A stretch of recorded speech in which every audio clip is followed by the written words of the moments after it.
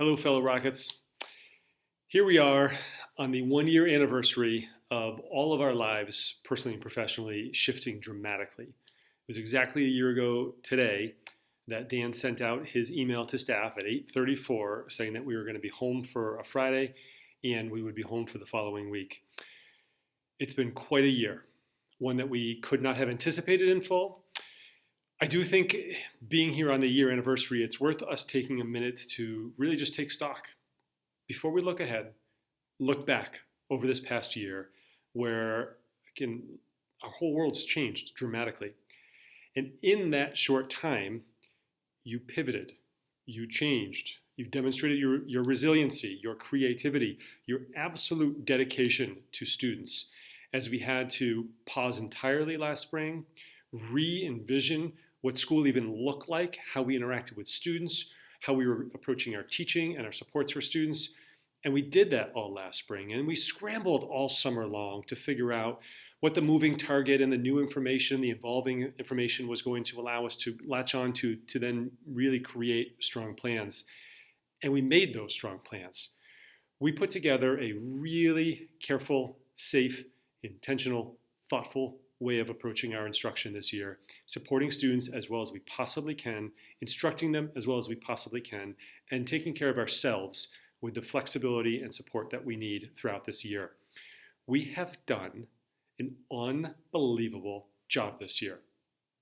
Years from now, you, me, all of us, we're going to look back and be like, whew, we did that. We absolutely did that. And the pride, the surprise, all of it is justified. It has been an unbelievable accomplishment. It has not been without difficulty, for sure.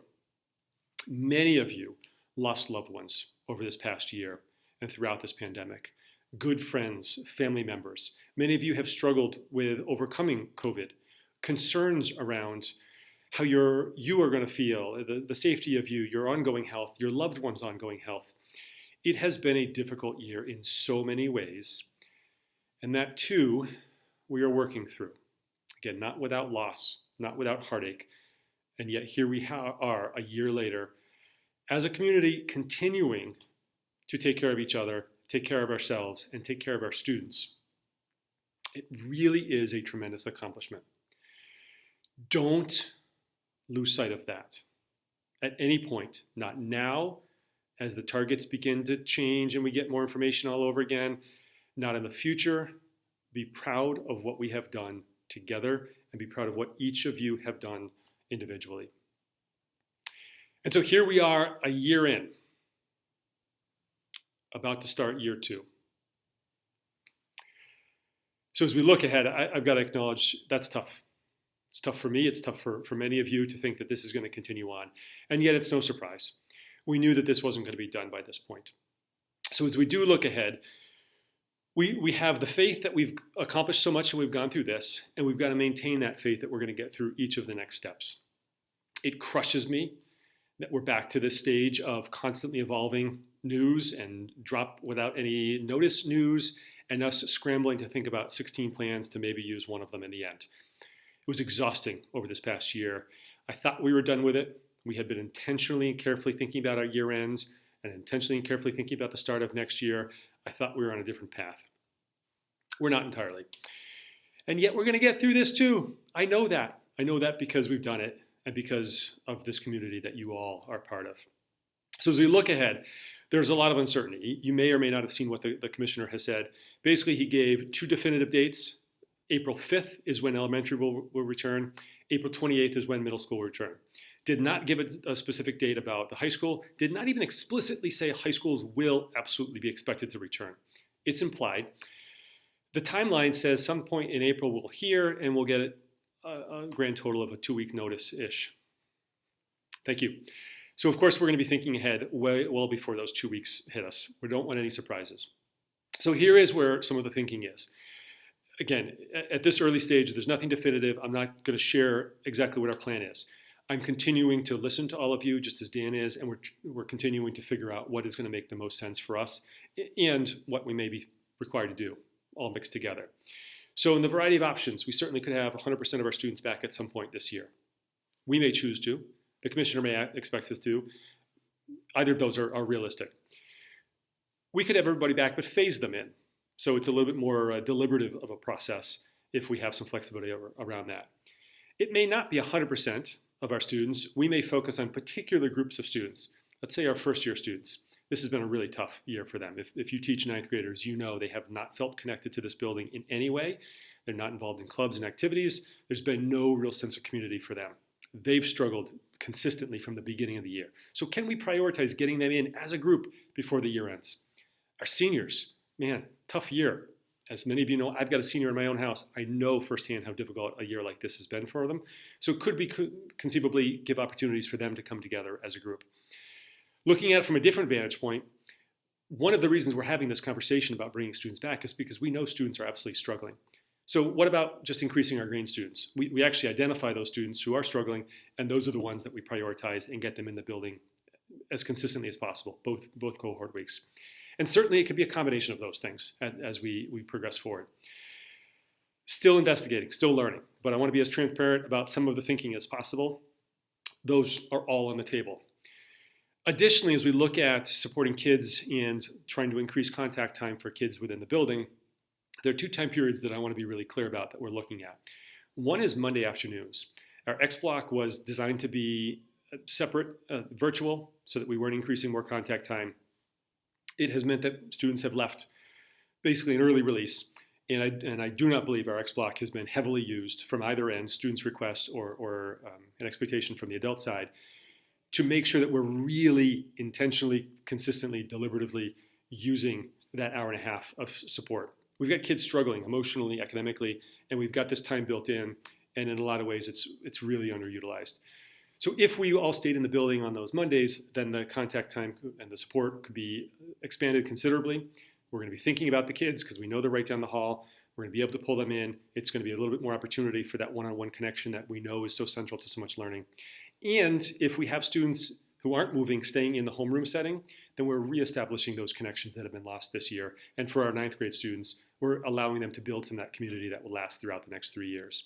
So that's one area that we're certainly looking at. Any change has an impact on your family life. So I want to be clear about that so that you can start to think about the what ifs within your own family dynamics. I don't have a timeline. I just want to make sure that you know that we're thinking about it.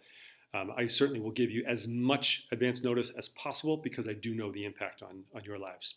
Similarly, as we look at Wednesdays, I think one of the things that we're going to need to look at is whether our students and staff in turn are in the building on Wednesdays. It's going to be happening K-5 and very likely K-8. There's a logical question of whether it makes sense for us to follow afterwards. That's an even bigger impact on family dynamics and childcare.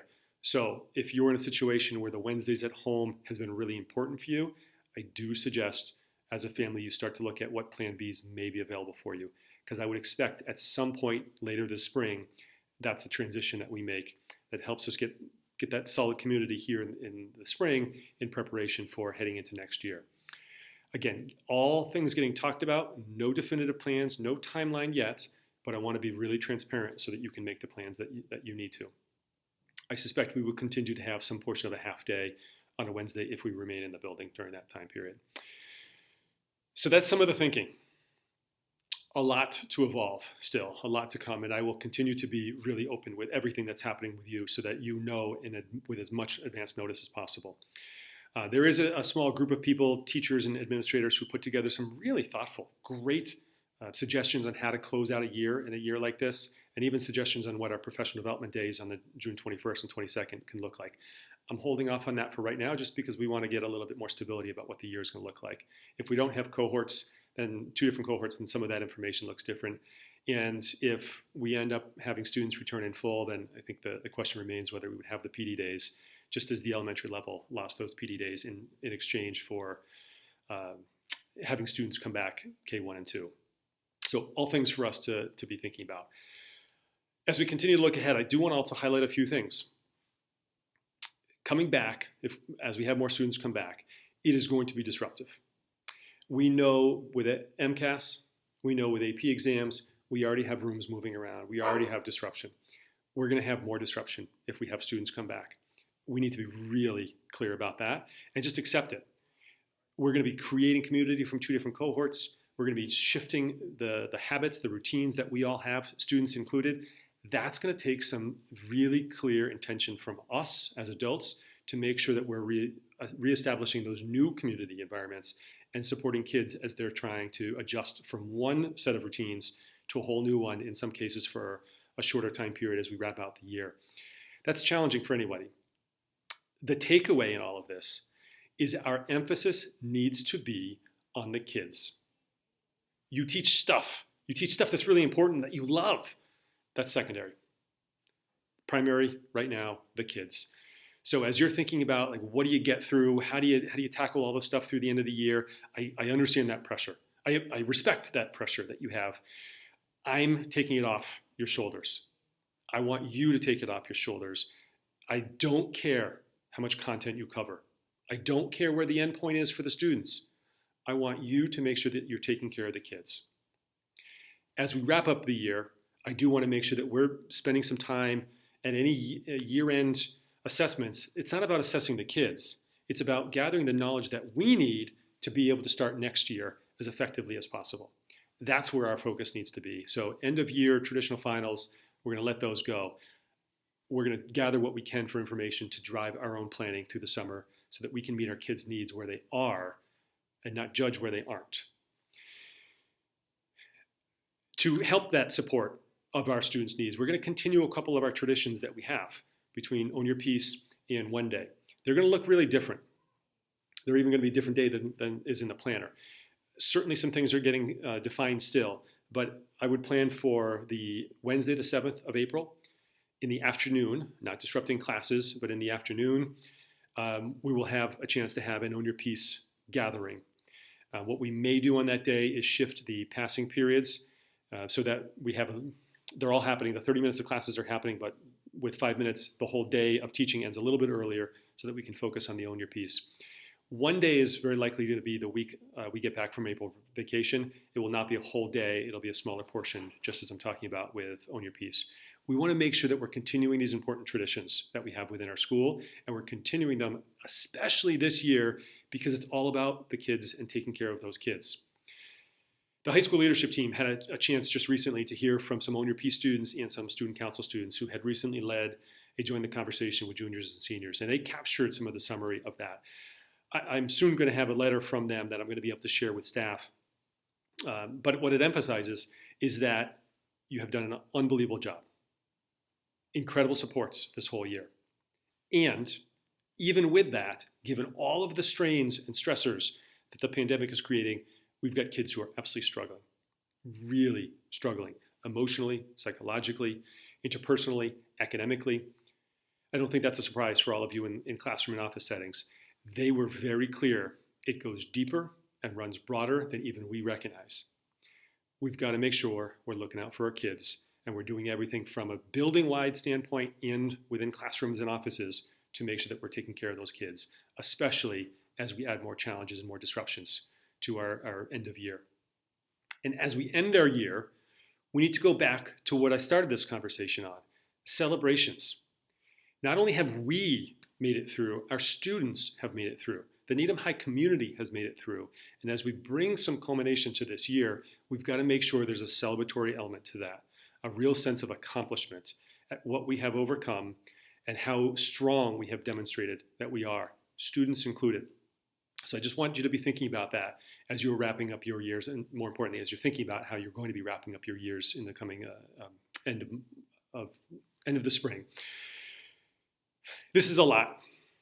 It's a lot for me. I'll totally be honest with you. And I know it's a lot for all of you, and a lot in each of our different ways. And I also recognize that some of you are super excited at the prospect of having more kids in the building.